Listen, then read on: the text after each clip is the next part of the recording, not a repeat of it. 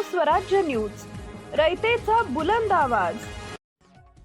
बारामती शहरात ऑनलाईन ट्रेडिंगच्या नावाखाली मोठ्या आर्थिक फसवणुकीचा धक्कादायक प्रकार उघडकीस आला असून एका व्यावसायिकाला तब्बल 1,30,00,000 रुपयांचा गंडा घालण्यात आला आहे। या घटनेमुळे शहरात खळबळ उडाली असून नागरिकांमध्ये भीतीचं वातावरण निर्माण झालंय। संबंधित प्रकरणी बारामती शहर पोलीस ठाण्यात अज्ञात आरोपी विरोधात गुन्हा दाखल करण्यात आलाय। मिळालेल्या माहितीनुसार फेब्रुवारी 2026 मध्ये संबंधित व्यावसायिकाच्या मोबाईलवर F24 Indian stock market investors discussions group या नावाच्या व्हॉट्सॲप ग्रुपमध्ये त्यांना ॲड करण्यात आलं। या ग्रुपमध्ये असलेल्या व्यक्तींनी स्वतःला शेअर मार्केटमधील तज्ज्ञ असल्याचं भासवून गुंतवणुकीचं प्रशिक्षण देण्याचं आमिष दाखवलं। सुरुवातीला काही मार्गदर्शन देत त्यांनी व्यावसायिकांचा विश्वास संपादन केला। यानंतर फार्ली LLC नावाचं एक संशयास्पद ॲप डाउनलोड करण्यास सांगण्यात आलं। या ॲपद्वारे शेअर ट्रेडिंग करून अल्पावधीत मोठा नफा मिळवून देण्याचं आश्वासन देण्यात आलं। सुरुवातीला कमी रक्कम गुंतवून काही प्रमाणात नफा दाखवण्यात आला, त्यामुळे फिर्यादींचा विश्वास अधिक दृढ झाला। यानंतर आरोपींनी विविध कारणं सांगत मोठ्या गुंतवणुकीस प्रवृत्त केले। 25 फेब्रुवारी ते 18 मार्च 2026 या कालावधीत फिर्यादी व त्यांच्या पत्नीच्या बँक खात्यामधून RTGS ऑनलाईन ट्रान्सफर आदी माध्यमातून वेगवेगळ्या बँक खात्यावर टप्प्याटप्प्यानं पैसे जमा करण्यात आले। एकूण रक्कम 1,30,00,000 वर पोहोचली। मात्र एवढी मोठी रक्कम गुंतवल्यानंतरही कोणताही परतावा मिळाला नाही। उलट संबंधित आरोपींनी अचानक संपर्क तोडला। यानंतर आपली फसवणूक झाल्याचं लक्षात आल्यानंतर व्यावसायिकानं तात्काळ बारामती शहर पोलीस ठाण्यात धाव घेतली। या प्रकरणी माहिती तंत्रज्ञान कायदा तसेच भारतीय न्याय संहितेच्या विविध कलमांनुसार गुन्हा नोंदवण्यात आला आहे। पोलीस निरीक्षक श्रीशैल चिवडशेट्टी यांच्या मार्गदर्शनाखाली तपास सुरू असून आरोपीचा माग काढण्याचं काम सुरू आहे। दरम्यान पोलिसांनी नागरिकांना अशा बनावट ऑनलाईन गुंतवणूक योजनांपासून सावध राहण्याचं आवाहन केलंय। अनोळखी व्यक्तींनी दिलेल्या आकर्षक परताव्याच्या आमिषाला बळी पडू नये। कोणतंही ॲप डाउनलोड करण्यापूर्वी त्याची खातरजमा करावी आणि आर्थिक व्यवहार करताना सतर्कता बाळगावी असंही पोलिसांनी स्पष्ट केलं आहे। मी PI चिवडशेट्टी बारामती शहर पोलीस स्टेशनला आपल्याकडं दिनांक 24 मार्च या दिवशी एक फिर्यादी आले, विवेक अरविंद कुंभोजकर। ते राहायला आहेत अशोकनगरला बारामतीमध्ये, व्यापारी आहेत ते। तर त्यांना एका व्हॉट्सॲप ग्रुपवरती त्यांना ॲड करण्यात आलं अचानक व्हॉट्सॲपवरती।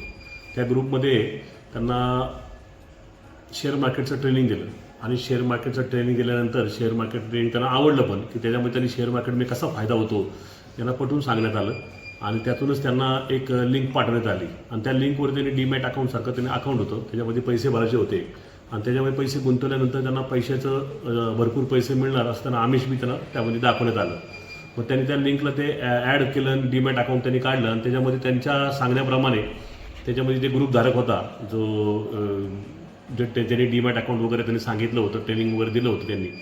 तर त्यांनी जसं ते डीमॅटमध्ये पैसे टाकायला सांगितलं, पैशाचा आमिष दाखवलं, त्याला ते तयार झाले। दोघं नवरा बायकोंनी काय केलं, पती पत्नींनी जवळपास त्यांच्या व्यवसायातून आलेले आणि त्यांनी सेव्हिंग्ज केलेले असे 1,30,00,000 रुपये त्यांनी सांगितलेल्या त्या अकाउंटला त्यांनी भरले आणि पैसे भरल्यानंतर त्यांनी ते पैसे काढले। जेव्हा त्या डीमॅट अकाउंटमध्ये शेअर मार्केटमध्ये त्यांना लाभ झालेला दाखवला आणि त्या लाभ झाल्यानंतर त्यांनी ते पैसे काढण्याचा प्रयत्न केला आणि पैसे काढण्याकरता तेव्हा गेले तेव्हा ते पैसे काय त्यातून ते बाहेर निघाले नाही, त्यांच्या अकाउंटला ते काय परत येत नाही असं त्याच्या लक्षामध्ये आलं। तात्काळ ते पोलीस स्टेशनला आले। साधारणतः ते 24 मार्चला आले, पण गुन्हा जेव्हा घडला तो 2 फेब्रुवारी 2026 ते 18 मार्च या दरम्यान जवळपास 1 महिन्याच्या आसपास या कालावधीत त्यांनी तेवढे पैसे अपलोड केले होते। ते पैसे त्यांनी ज्यांनी म्हणजे जे फसवणूक ज्यांनी केली त्यांना ते पैसे त्यांच्या अकाउंटला वगैरे त्यांनी पाठवलेले होते। वेगवेगळ्या अकाउंटला त्यांनी पैसे पाठवले, त्याप्रमाणे त्यांनी फिर्याद नोंदवली, फिर्याद दाखल झाली आणि फिर्यादला सायबर ॲक्टप्रमाणे IT ॲक्ट 66C 66D या कलमान्वये आणि इंडियन पिनल कोड 318 फसवणुकीची जी कलमं आहे 318 आणि 316 याप्रमाणे आपल्याकडे गुन्हा दाखल करण्यात आला।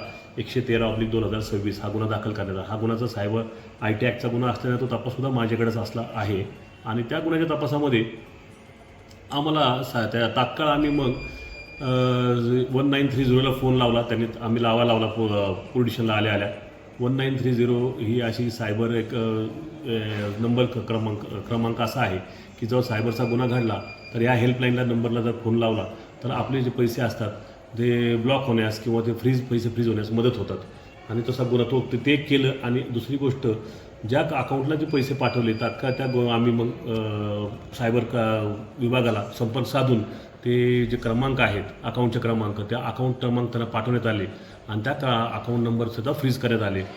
तर तात्काळ कळवल्यामुळं त्या आम्हाला थोडी माहिती ताबडतोब मिळाल्यामुळं आम्ही ताबडतोब पावलं उचलली. जवळजवळ आम्ही 1,30,00,000पैकी 44 लाख रुपये त्याच्यामध्ये आम्ही आमच्याकडे सायबर विभागाचे जे सागर जामदार आहेत त्यांच्या मदतीने आम्ही ते पैसे फ्रीज करायला आम्हाला मदत झाली. आणि त्यामुळे त्यांना मोठं असं एक त्या अमाऊंटमधले 44 लाख रुपये मिळतील अशी अपेक्षा आहे. दुसरी गोष्ट, त्या गुन्हे तपासामध्ये आम्हाला सायबर विभागाकडून मदत मिळाली आणि सायबर विभागाकडे आम्ही संपर्क करून त्यांना माहिती घेतली. तर 2 लाख रुपये जे आहेत जवळजवळ जसे त्या अकाउंटला पैसे गेले त्या अकाउंटमधले पैसे 1,30,00,000 रुपये फिरवण्यात आले विविध अकाउंटमध्ये. तर अशा 5-6 लेअर गेल्यानंतर एक शेवटच्या लेअरमध्ये 2 लाख रुपये एका व्यक्तीच्या अकाउंटवरती गेलेले आहेत, बँक ऑफ महाराष्ट्राच्या अकाउंटमध्ये गेले. ते 2 लाख रुपये आम्ही कुणी विड्रॉ केले जशी माहिती काढली तर ते पुण्यातल्या 2 बँकांमध्ये, बँक ऑफ महाराष्ट्राच्या 2 बँकांमधून ते पैसे विड्रॉ केल्याचं आम्हाला सायबर तपासामध्ये तांत्रिक तपासामध्ये निष्पन्न झालं. मग त्याप्रमाणे आम्ही टीम तयार केल्या. त्यामध्ये एक टीममध्ये सुलतान डांगे आणि सागर जामदार अशा दोघांना पाठवण्यात आलं आणि त्या ठिकाणी जाऊन ती CCTV फुटेज वगैरेच्या आधारे त्यांनी तो माहिती घेतली. तर त्याच्यात पेट्रोल पंपामध्ये जसे पैसे काढण्यात आले ते त्याच्या स्कॅनरवरती ते ATM स्कॅनर करून स्कॅन करून ते पैसे काढण्यात आले होते. तर त्या सगळ्यांच्या एका चौकशीमध्ये तो आरोपी जो आहे निष्पन्न झाला. असे त्या आरोपीकडनं पण ओम पैठणकर म्हणून जो आरोपी आहे त्या पैठणकरकडे सुद्धा तपास केला आणि त्याच्याकडून दुसरा आरोपी आम्हाला मिळाला, तो सुद्धा आकाश मुर्मे म्हणून तो आरोपी आहे.